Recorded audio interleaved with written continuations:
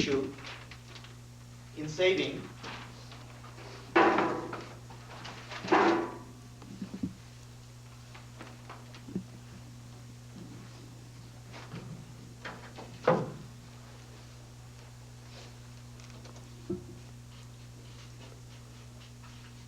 the first issue in saving is simply a definition. Second issue is level of aggregation. Are we talking about saving at the level of the nation, the whole nation, or are we just talking about personal saving or household saving? Are we talking about the business sector? Are we talking about the government sector? Different people engage in saving in the economy, and they are not all the same. So there is a problem of aggregation that people sometimes forget. The most meaningful comparison between Japan and the United States, I think, is really at the level of personal saving or household saving, not necessarily at the level of national saving. And then there is a third problem. If you solve the first two and you know what you are talking about, so that both sides are talking in terms that they understand, and they understand the terms being used by the other side, which is actually in this instance, believe me, going a lot further than people have in the past. There is the third issue, which is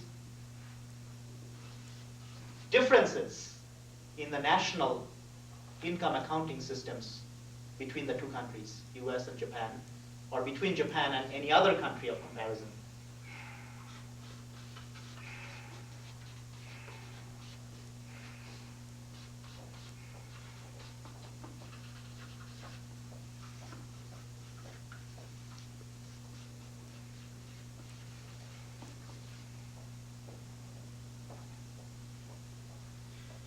We have come a long way from the first days when national income accounting system was just being developed, and everybody, even within the United States, had a different idea of what the basic terms meant. And there has been really a concerted and systematic effort at the international level, led by first-rate economists, to standardize many of these things, which has resulted in a set of accounts called the System of National Accounts, SNA.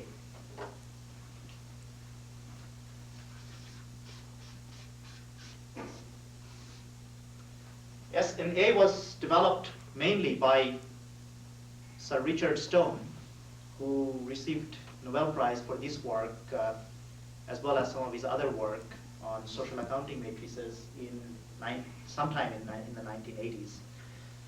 Earlier, Simon Kuznets also received Nobel Prize for developing the national income accounting system.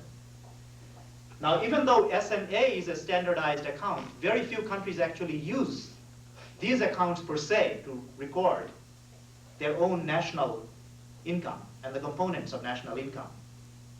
It is something that you can convert the accounts used by various nations after some work. In fact, usually after a great deal of work. But life would be a lot simpler for economists and everybody else if people would start using these standardized accounts. But just like the metric system, which, though it makes extremely good sense, are not always adopted by every country of the world, SNA has lagged a lot farther behind in terms of its actual application. So we cannot really always compare saving in Japan and saving in the US in a straightforward manner.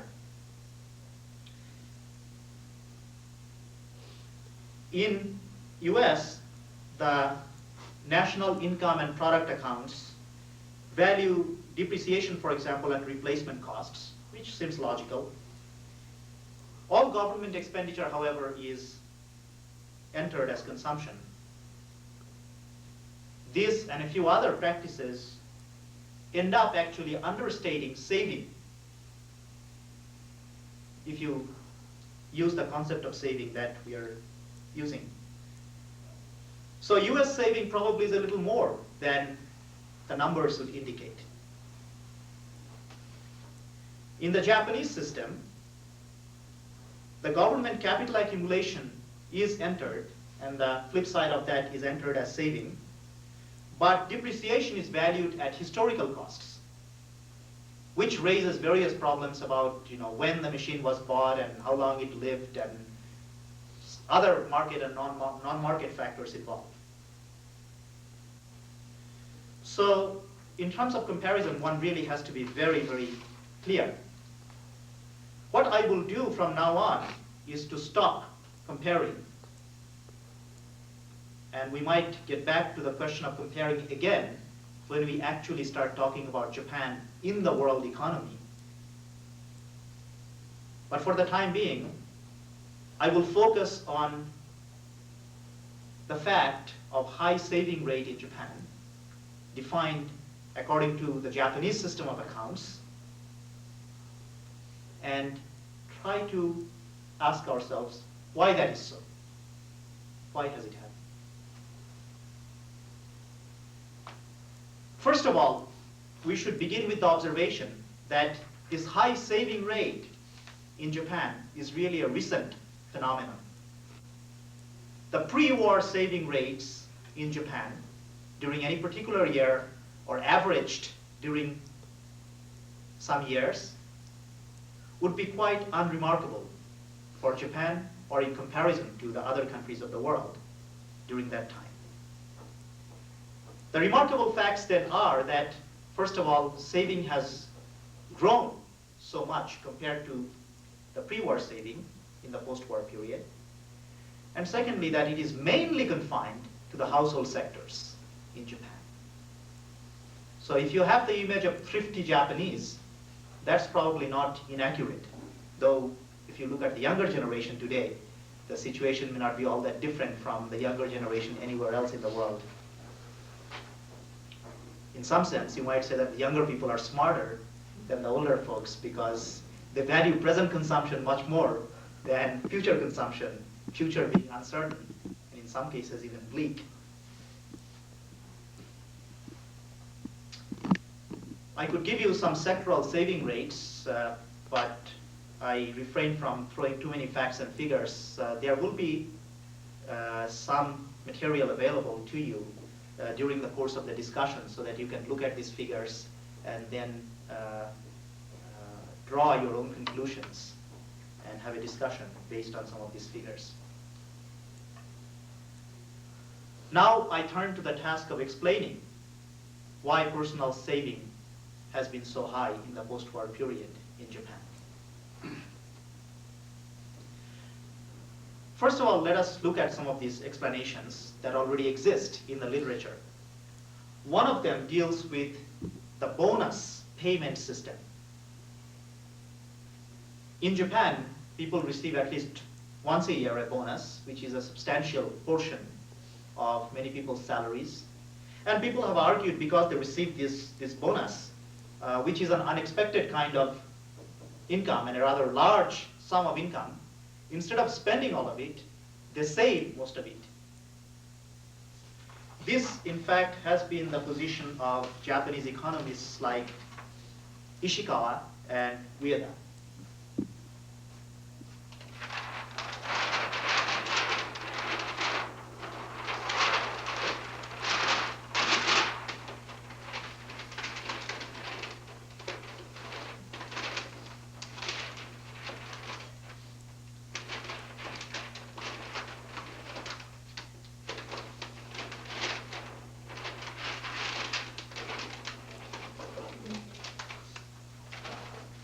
This is too big. You can pick that chair next to it. Use this one.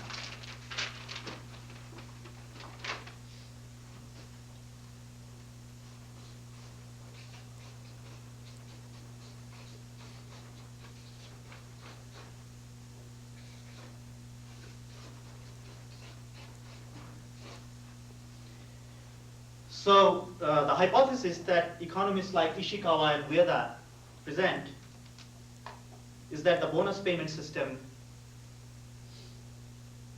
explains a large part, or could explain a large part, of the high Japanese personal saving. However, being good economists, they actually went on to test this hypothesis. They built an econometric model and used the Japanese data, historical data, and concluded that yes, their hypothesis was reasonable, that bonus really affected saving, but actually not by as much as they had thought. Okay, so even if you accepted their position, it wouldn't be the only factor that would explain saving. George Bernard Shaw once said that if you laid all the economists end to end, they still wouldn't reach a conclusion. I like Shaw, but I think Shaw was only half right. The correct wording would be that they would reach many conclusions, and all different from one another. This is as true in Japan as it is here. So another economist, Shibuya, did a study.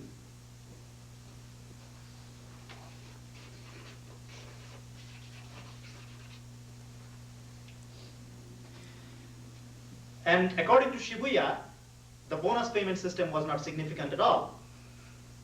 So we are now stuck between these two sets of opinion. Instead of trying to decide who is right, let's turn to some other kind of explanations that may be available. This second set of explanations will rely upon the motivations for individuals to save. Not some institutional feature outside like the bonus payment system that explains it, but really what the individuals do in terms of their basic economic behavior. There is a theory, one of the originators of which actually won the Nobel Prize, Franco Modigliani. This theory is called the life cycle hypothesis.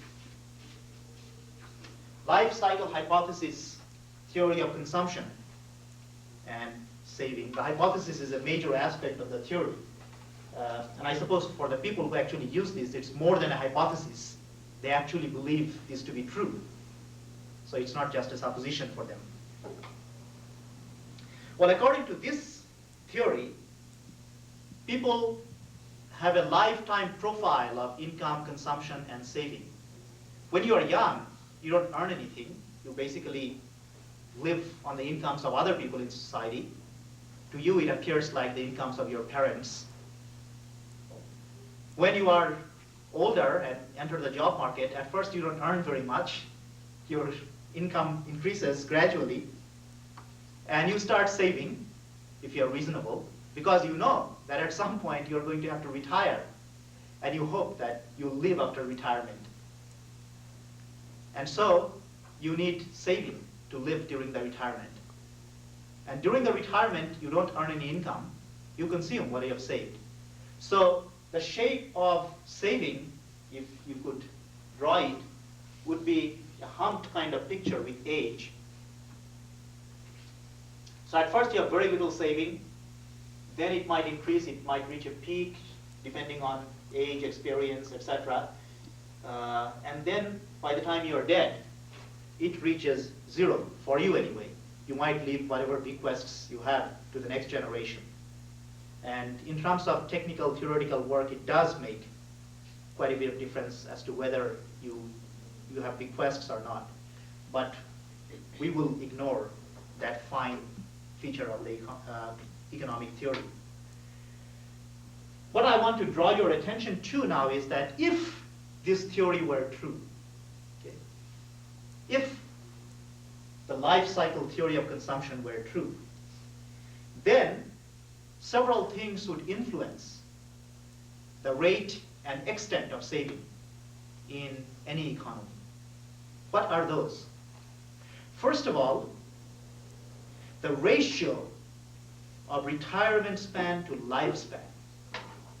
So if you mark this, say an individual lives up to period T0, and retires at T prime. And maybe a very smart fellow, he retires just after he has reached the peak of his saving and then starts spending. Uh, if this retirement span increases, other things being equal, then you will have to save a lot more if you want to have the same kind of life that you had planned for you during the retirement period. If you don't want your standard of living to progressively decline as you get older and older, which no reasonable person probably would want, then you have to make provisions when you are younger. You have to save more than you would otherwise. That's the economic rationale for the first point. The second factor is the rate of population growth. Now, this is simply an aggregate kind of issue. And there are assumptions such as people will be employed, etc., etc. But for any society which is productive, the more people there are, the more saving in the aggregate you must generate for those people who will be older. In fact, this is a problem for the US right now in terms of Social Security, because more and more people are getting older, but not necessarily more saving is being generated in the economy for them. So even though the theory says that this should be the case, it's not always true that this will be the case unless people are employed productively and wealth is generated in the economy. But that is an assumption of the theory. And the third factor, which is very straightforward as economics, is the rate of productivity growth. The higher the rate of productivity growth, the more saving there will be in the economy. Now we begin to see how some of these are operative in the Japanese economy. Certainly the third factor is readily true. The first and second factors are less true in case of Japanese economy, or at least they are not sufficiently strongly observed to explain the high rate of saving. In actual econometric work, the support for the life cycle hypothesis is not very strong in case of Japan. However, we can learn some things probably from other surveys that are done with or without the theoretical basis of life cycle hypothesis. These survey results in Japan indicate that people save mainly for several reasons. First of all, they save for illness and unexpected emergencies, something that people here save for also. Japan has a nationalized health insurance system, and basic health care there probably is less expensive for the citizens than it is in the US. Still, if you have illnesses that require extended period of care and more expensive equipment or specialized treatment, the family or the individual must have adequate saving. They also save, according to these surveys, for life during retirement, and that is consistent with the life cycle hypothesis. They also save for housing and related expenses. Housing is very expensive in Japan. According to work done by very competent Japanese economists, Japanese housing is on the average more than 2.5 times as expensive as American housing. They are also much lower in quality in general. Still, it's the dream of the average Japanese person, just as it is the dream of the average American person, to have a house. After these expenses come children's educational and marriage expenses. This might come as a surprise to some people that people should be so worried about marriage expenses in a developed, industrialized country like Japan. But in many ways, Japan is quite traditional, so Japanese attitude towards marriage ceremony and celebration, on the one hand, is practical in terms of time and efficiency. They use less time and are more efficient than in the other traditional societies where marriages might go on for 7 days at a stretch for the same person.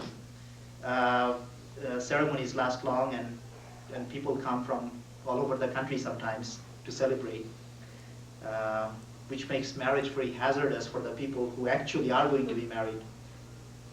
But in Japan, it's much more efficient. At the same time, it is quite expensive, and quite often you would find the Japanese getting married in the church and or getting married in a Shinto shrine first and then go to the other one. And there are also these elaborate ceremonies that actually are now manufactured in standardized forms by able entrepreneurs and supplied at a fairly high cost to those people who are interested. So marriage is quite expensive.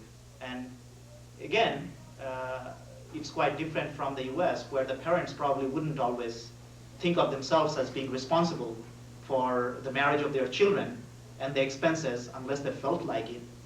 In Japan, the parents quite often share more than half and sometimes the total cost of marriage for their children. There is another factor, a third factor, that we should look at in addition to the bonus system and the individual motivations for saving. And this is the now modified, but once very prevalent, system of tax-free accounts in Japan. In Japanese, these are called maru-yu.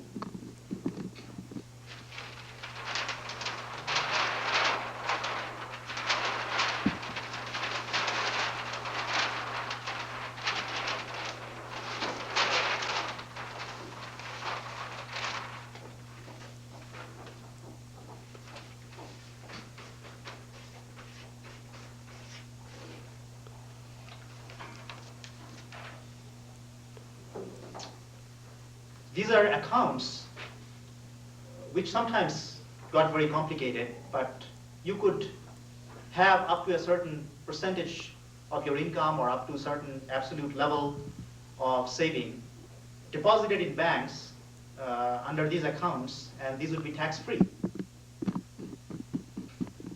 For a long time, interest income was tax-free up to a certain amount anyway in this country. In Japan, overall, the rate of taxation on income from capital is fairly low.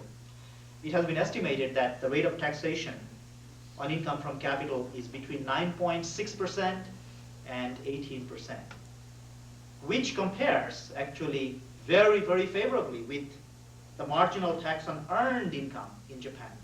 The marginal tax on earned income beyond a certain level of income is 80% sometimes. So that means you get to keep 20 cents out of that extra dollar that you might earn beyond some income. That's very high. So what do? Well, you might get your income and then, or even before you get it, try to hide it in various tax-free accounts. There is a rather amusing film called The Taxing Woman that was being shown in Denver last year. It's a very interesting movie because on the one hand, it shows these entrepreneurs, rather sharp entrepreneurs, who are trying to hide their incomes in various ways, one of the ways being these tax-free accounts. And these income tax officers, especially this woman, who are using very high-tech gadgetry to catch up with the devious tactics of the other side. And it's a very interesting contest between really a very clever set of individuals with initiative and also a bureaucracy that is almost neurotically bent on catching the people who are cheating on taxes. Some people have concluded, though, that there is no tax incentive for saving. The work by Hayashi is in this vein. But Hayashi is a very good economist, and so he did some further work with some other colleagues later after doing his earlier work on saving. And he found that in the later model that they used, they calculated that Maru-yu accounts were somewhat effective in generating saving. And what they called, or what economists call, the steady state rate of saving, which means that if everything was in equilibrium in the long run, which is a hypothetical state of the world, this steady state rate of saving would fall by 3 to 4% if these Maruyu accounts were abolished. As I said, they have not been abolished, but just modified. And for every reform that is made in the system, I'm told by the cynics, there are equally as many ways devised by people who want to beat it, which means that every system can be beaten. If you believe this, of course, you'd never try to launch any reform movements at all. But it still remains to be seen whether this modification by itself would lead to any drop in Japanese saving. Finally, there is another factor that I think needs to be considered seriously, which is the complementarity between saving and work. That is, the more you work, the more you save. Well, there are two aspects of this, obviously. Other things being equal, the more you work, hopefully the more you earn, right? But then the other question immediately would come up. If you earn more, why don't you just spend more, right? Why isn't your marginal propensity to consume very, very high? Right? Well, there are many answers to that in the Japanese case especially, but the one that I want to focus on right now and mention is that the longer you work, the less time you have for consumption. Right? This is something that economists normally don't think about, that consumption takes time. Right?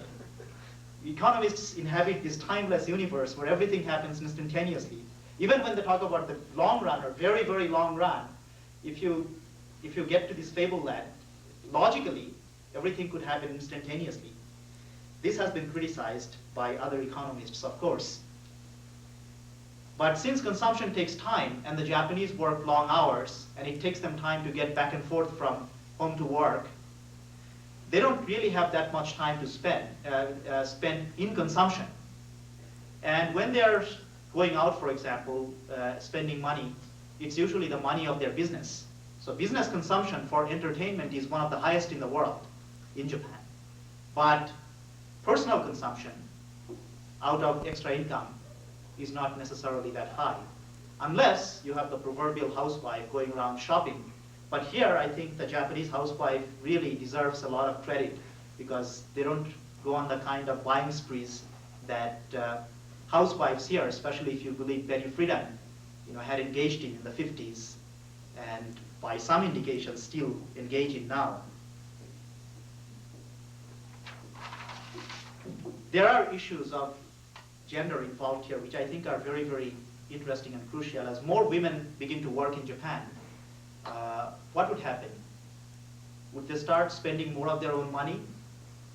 There is a very interesting scene in one of the very good early films about women by the famous Japanese director Mizoguchi, where after the war, this woman is forced to become a prostitute and support her husband that way, actually. I'm sorry, it was not her husband. She was actually not married, or actually didn't have a husband at the time that the movie took place. But during the course of the movie, she finds this man who is willing to marry her, and that was her way out of that establishment that she thought she didn't really like very much for obvious reasons. It turns out that this man actually wanted her basically as a slave to do all the work for him and to sleep with him at night. And so she comes back to the same establishment. And during the course of conversation with her friends at that establishment, she reveals to them that she was, of course, just sick and tired of this man who was exploiting her so mercilessly. But she also liked earning and spending her own money, and she had gotten used to that too. So I don't know what would happen as more women get involved in the workplace, how consumption expenditures will be affected. But we can certainly be sure about the fact that things wouldn't be the same as they have been in Japan hitherto. So we should, in the future, spend some time in discussing the gender issues in the labor market and for the economy in general in Japan. Now let's turn to the other side of the Japanese macroeconomy, which is investment. Investment is actually falling in Japan. It's not rising. And you might suspect that investment by Japanese abroad might be increasing. We will see if that is true or not in the later part of the course. But domestic investment in Japan fell from 32.3% of GNP in 1980 to 27.5% in 1987. Japan actually has spent quite a bit of time, you might say invested a good amount of time to quantitatively estimate how investment is determined. And one such econometric equation estimated by several competent economists in Japan relates investment to last year's GNP, the real rate of interest, and also the economic activity in the countries which are Japan's trade partners. The interesting fact in this equation is that the investment is really very strongly related, more than anything else, in the equation with the real rate of interest, or change in the real rate of interest. Let me just write down this equation for you to see how this works in Japanese case.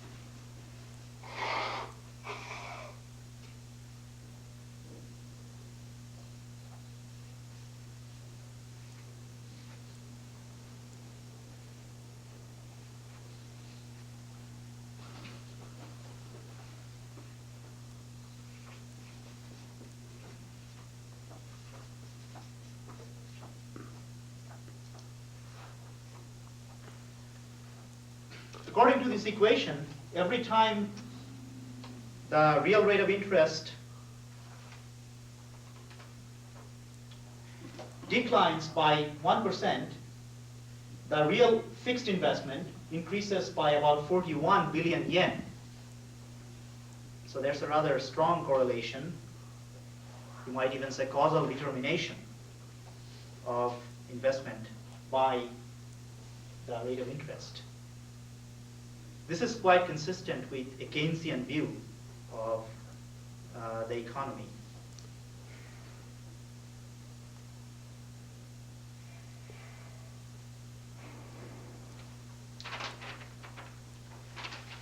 Now the last point I want to cover before I go on to the financial aspects of Japanese economy is really the relationship between investment and technology.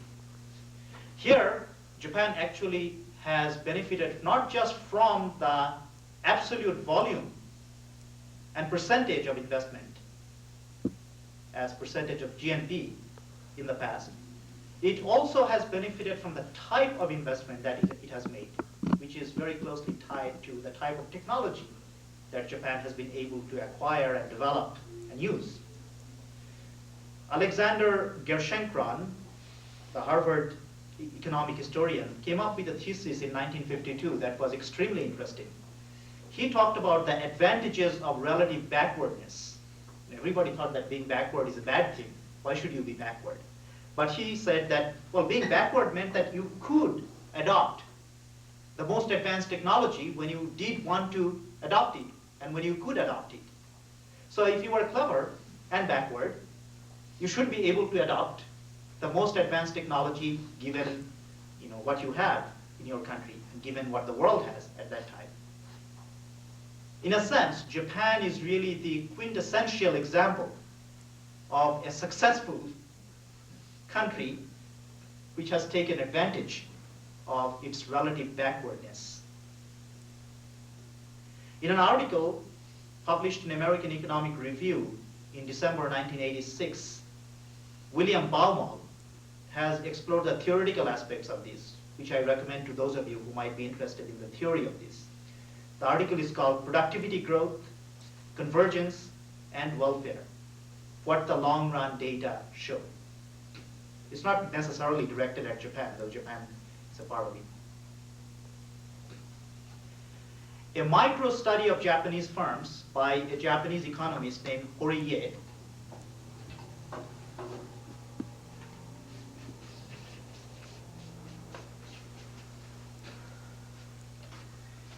confirm at the firm level what we just described at the aggregate level. His micro study of Japanese firms showed that adoption of new technologies contributed strongly to the capture of scale economies. So when you produce more, you actually can produce it more cheaply. It also led to the reduction of costs by Japanese firms, which is one piece of the puzzle of why Japan has this competitive edge. But furthermore, it didn't stop just there. Furthermore, it led to further investment and expansion of capacity in Japan. So growth, in a sense, fed on itself, and new technologies dovetailed with one another. There are a lot of lessons to be learned from there, and I hope during the course of discussion you will return to some of these things. Let me turn now quickly to the financial side of the Japanese economy. Here, the reading in the Japanese political economy book of the excellent article by Hamada and Horiuchi would be very helpful for you. The most remarkable fact about Japan on the financial side, I think, is that it's the example of a country which, despite all the premonitions and prejudices of free market economists, has done very, very well without free capital markets. Japan is really an example of a country which has used capital controls very, very effectively during the course of its development. However, now that development has been achieved, we must ask ourselves whether this can continue or not. In this context, I feel it is worth re-emphasizing the observations and the perspectives of Koichi Hamada and Horiuchi. Hamada is at Yale now. He was in Tokyo University before, and Horiuchi, I think, still teaches in Tokyo. And I think they are two most competent economists on this subject especially. According to them, there will be now increasing importance of the price mechanism. So decontrol, deregulation, etc. might become the watchwords in Japan as they have been in the US. This will raise the question of financial stability in Japan, just as it has raised that same question in the US, where banking actually has been a lot freer than Japan historically. This is an issue that I think you should discuss. At the same time, and paradoxically, they think that in Japan, the predominant role of private banks will be lessened.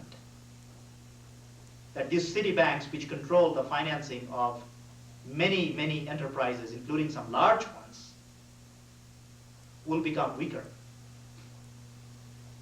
Thirdly, some institutions might become completely obsolete.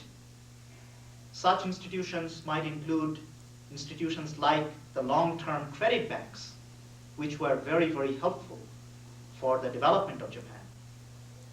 Fourthly, there will be a need for the recasting of monetary policy instruments by the Bank of Japan. This is a topic that I think requires a lot of thought. And one of the things that I intend to do in my very brief visit to Japan, this in my mind is really of making a virtue of necessity. I will stop by and have as long a discussion as I can with my friends at the Bank of Japan. And by the time I get back, I should be able to report to you what the Bank of Japan view, official and unofficial, happens to be on this fourth point. And finally, there is the general question about the role of government in the financial sector in Japan.